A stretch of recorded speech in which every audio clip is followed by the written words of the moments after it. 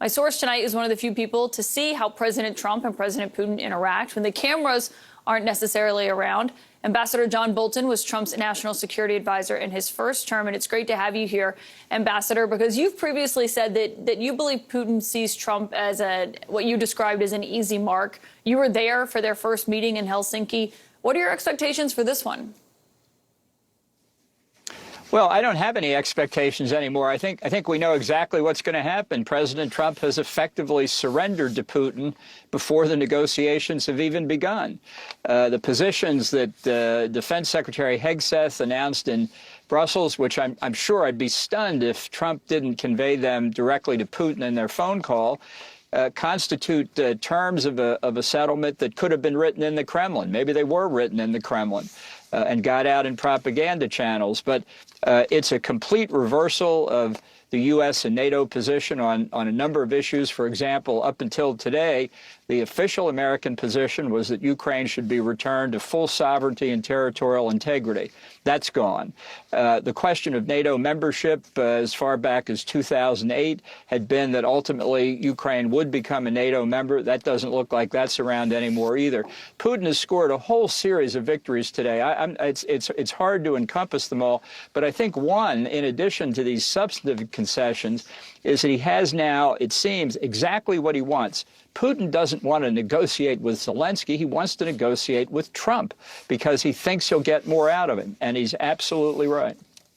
On your point that you just made about not having Ukraine be in NATO, borders returning to what they were pre-2014, which Hegseth said was off the table, if a Trump official was here tonight and they argued, well, that's just being realistic, what would you say to that? I'd say that if you're going into a negotiation, you don't announce what's acceptable to you before it begins and give away positions. I tell you, I've done a lot of negotiation with the Russians, and there's no country out there that's better at pocketing concessions that you make and then wanting more. We used to joke in Soviet arms control days about a famous Russian negotiator who used to greet the Americans every morning with a jovial, well, what have you got for me today? And that's what we're hearing from Russia. This is something Putin prepared the ground for. You know, last week he said he agreed with Trump that in the comments Trump had made in the election that the war never would have taken place had Trump been president. So he began the flattery campaign, the release of Mark Fogel, the American hostage, part of the flattery warm-up campaign, make Trump look like the center of attention. Belarus's decision to release an American and a couple others, part of the flattery campaign. It's obviously working. Trump said today also in his own readout of the call that he put out that Putin repeated back to him about using common sense to end the war. Do you think that that's part of that flattery campaign? Right. Well, there was a tweet or whatever you call those things on Truth Social that said Putin used my very effective campaign slogan, common sense. I think we all believe in common sense, but he noticed that Putin had picked up that line. It's another stroke of flattery. I mean, you got to say Putin hasn't forgotten his lessons as a KGB agent maneuvering an operative around. And there are broader significances than just in Ukraine. This is a palpable harm to American national security, because what Hegseth and Trump did today was not only blow up the NATO position on Ukraine, they blew up a thing called the Belavasia Accords that Ukraine, Belarus, and Russia signed in December of 1991 that broke up the Soviet Union along the lines of the internal republics. So it means that not only is unprovoked aggression by Russia against Ukraine now okay, every other former republic in the Soviet Union is vulnerable to the same thing without any indication that the U.S. will do anything about it. And I think the people who are paying the closest attention to this outside of in Ukraine are in Beijing, where they see the United States unwilling to act against unprovoked aggression in the center of Europe. What are they thinking now about Taiwan? If there is any chance that this works, when you look at the dynamics here, do you believe that there's a way that this could be successful, that it could end this war that has gone on for as long as it has now?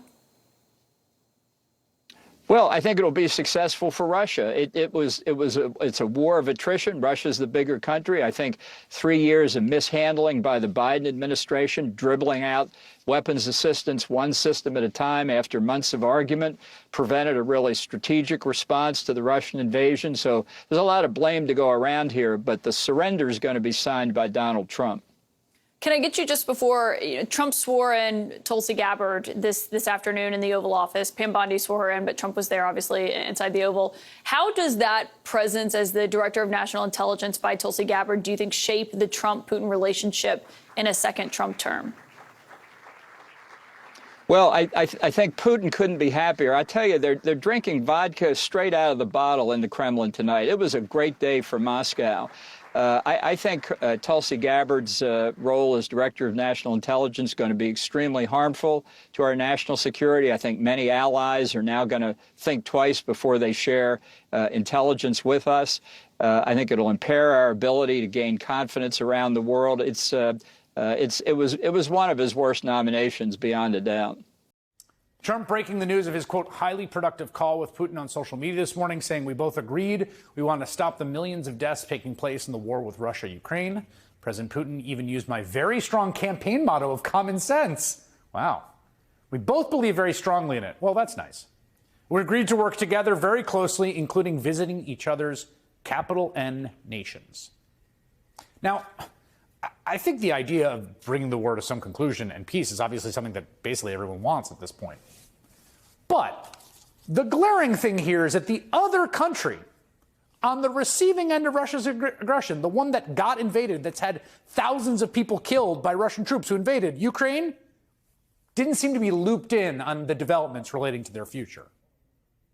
Are you freezing out President Zelensky of this process a bit? Isn't there a danger of that? No, I don't think so, as long as he's there. But, you know, at some point you're going to have elections, too. You're going to have an election. Do you view Ukraine as an equal member of this peace process? It's an interesting question. I think they have to make peace. Their people are being killed, and I think they have to make peace. President Putin wants to have peace now, and that's good. And he didn't want to have peace with Biden. I want to be clear about what we're watching.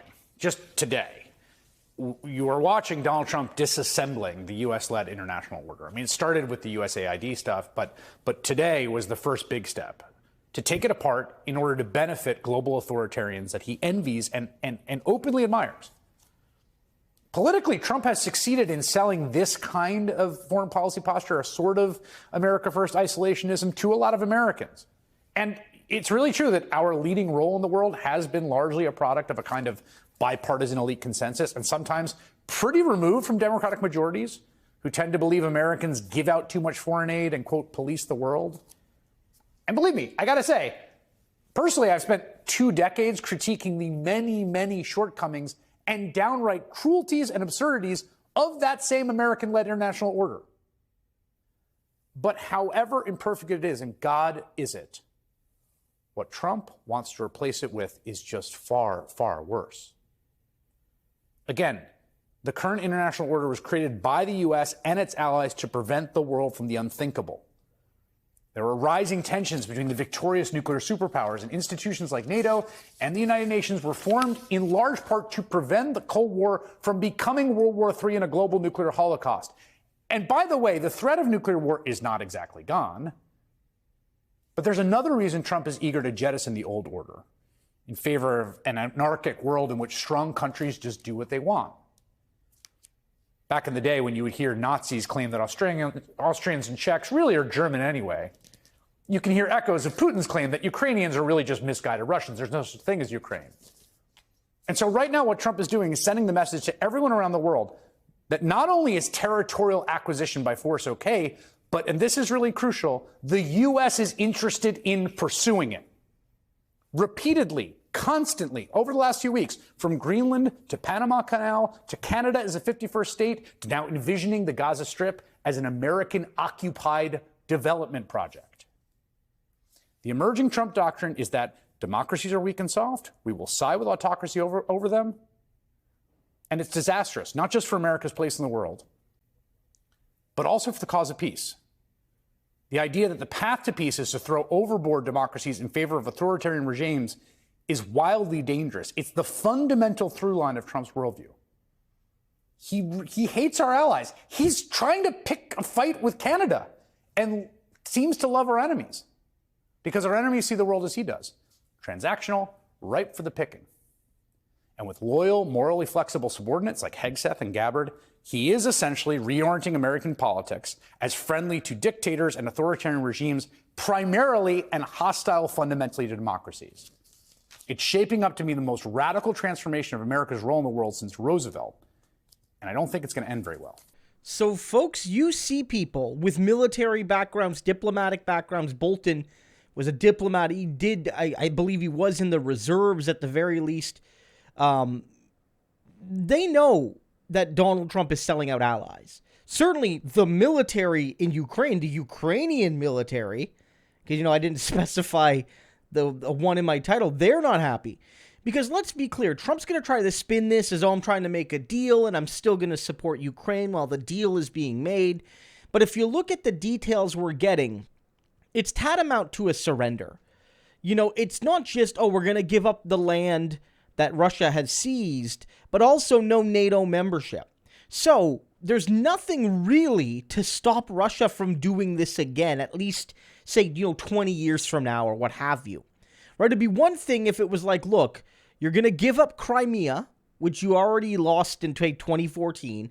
It was Russian majority. But after this, Ukraine's in NATO, and they're guaranteed going forward. Is that justice? No, because Russia still pilfered land from Ukraine. Nonetheless, though, it would be a compromise. Neither side would be happy, and that would be an actual deal. What Trump is doing is surrendering and also selling out allies. Allies in Ukraine and allies in the rest of NATO and allies in Europe, whether they're in NATO and especially if they're not. The only winner tonight was Vladdy Boy.